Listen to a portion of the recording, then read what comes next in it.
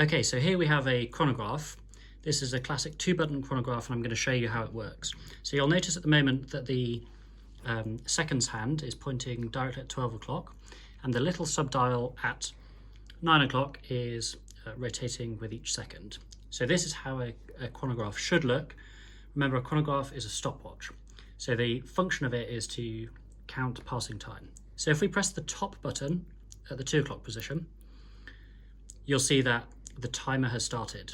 So the seconds hand is starting to tick around, and at the 3 o'clock position you'll see a dial.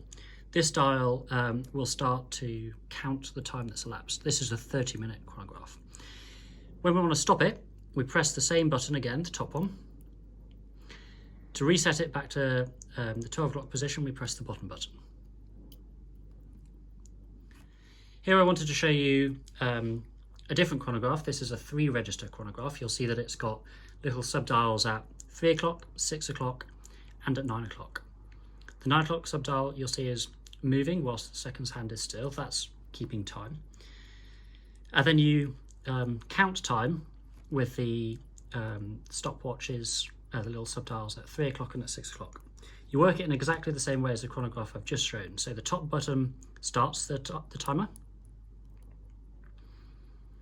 and then you press it again to stop it, and the bottom button resets it.